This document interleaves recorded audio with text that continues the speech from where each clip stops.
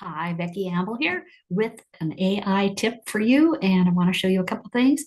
I want to show you how you can upload material to, in this case, we're going to use ChatGPT, and you can do that very easily. I'm going to tell you a little bit or show you a little bit about prompting and about images that I was working on. So here we go.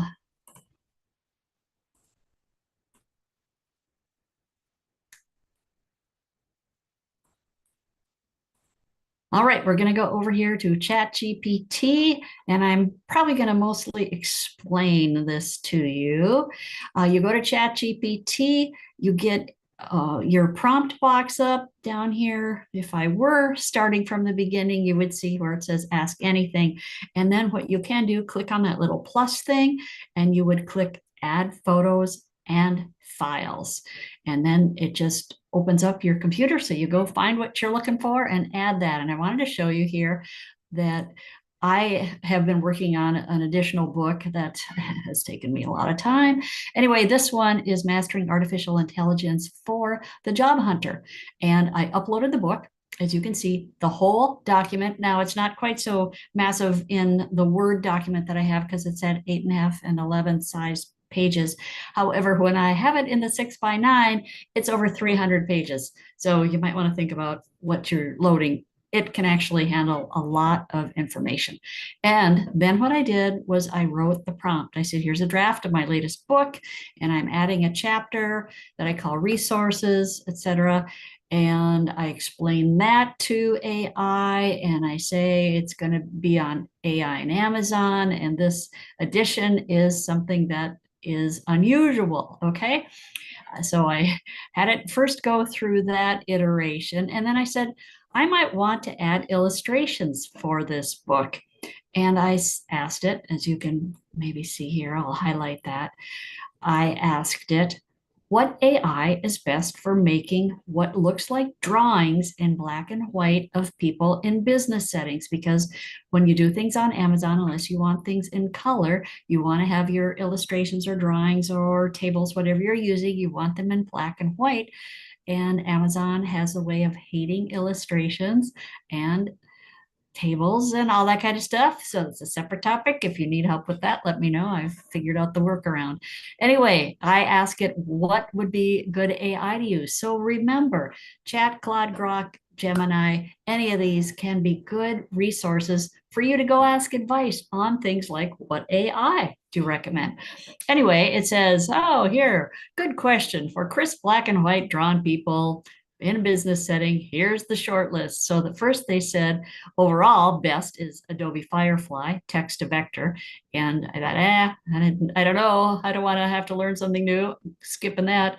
Best for stylish ink etching, looking raster vectorized. And I thought, I don't think I need to vectorize this. Anyway, Midjourney, which is phenomenal and does an excellent pen and ink cross hatching. And then easiest prompt following from inside Chat GPT. Well, that was what I was looking for. Make it easy. And it said OpenAI images. It will use GPT 4.0 or DALL-E E3.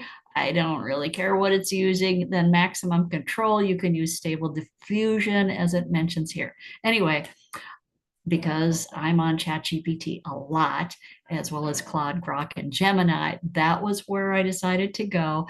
And it does a pretty doggone good job. It's gotten much better. And here it says quick, clean workflow for print interiors, decide vector versus raster, all that stuff. You know what? You don't really need to deal with that most of the time. And then what I really liked is it gave me a prompt starter and said, paste this into any generator, black and white, pen and ink drawing of a small team in a conference room, business casual, diverse ages and backgrounds, clean white background, strong contour lines, light cross hatching for shading, no color, etc. So it gave me the starting prompt, and I thought, woo, I love that.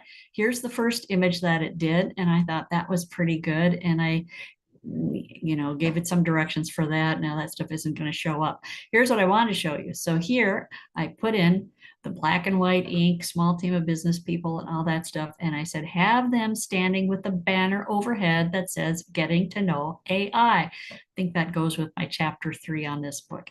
Well, here's what I got. I thought that's pretty doggone good. But what the heck is this thing that they're holding? And I said, perfect, just get rid of the paper or cloth that they are holding. And there we have it. I think you can see that it says getting to know AI, and there are the people. But what's interesting, it changed the people.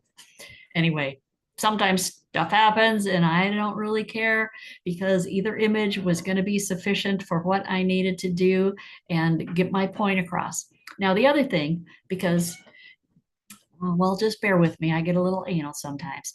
And in the past, I have really liked using the Bing access, and Bing uses ChatGPT 4o, which I believe is what this was using. Anyway, I wanted to show you. So if you want to just be a little bit different, you can go and do your search and go to Bing and pull up your Bing. If you do, you'll get the Bing image up here and across. See on the left, it says Microsoft Bing up here on the top. And then you have to decide, well, what are you going to do? Well, I wanted to create. So I clicked on create. I put the exact same prompt in, and I believe it is using the exact same AI. And here's what I got. So it was a little different. I thought this looked fine too. And I'll just pop back over here. And here's the one that I got using it directly through ChatGPT. Anyway, just wanted to show you. So a couple quick things. Remember, you can upload a big document like I did here, or images or whatever you want. And then you can go to your AI and you can say, hey, what would be the best tool to use for this particular situation of what I'm trying to do? And if you're lucky, it will give you that starter prompt. And what you want to do is create your own prompt as much as possible, but I'd already told it what I wanted to do, so it just almost reiterated my words. Think about your prompt, what you want it to do, and then you can ask it to improve your prompt, or if you're missing something. Anyway, if you want to do that, ChatGPT worked pretty doggone good. Up here, it says it was using ChatGPT 5, so I'm not exactly positive on that. If you want to, you can go over to Bing. You can see that looked almost the same. Remember now on Bing, they've changed things a little bit, and you'll want to go across the top and see what it is that you're looking for. If you just go to images, it's going to give you a bunch of images that have already been generated through some some process. And you might see some of these show up in an article that I am doing in the future. All righty then, let's get back here and see if we can finish this up. Hopefully that gives you a couple ideas of something that you could do, and creating images for articles, or in this case, I was doing it for a book. You could do it for a flyer. You could do it for any number of things.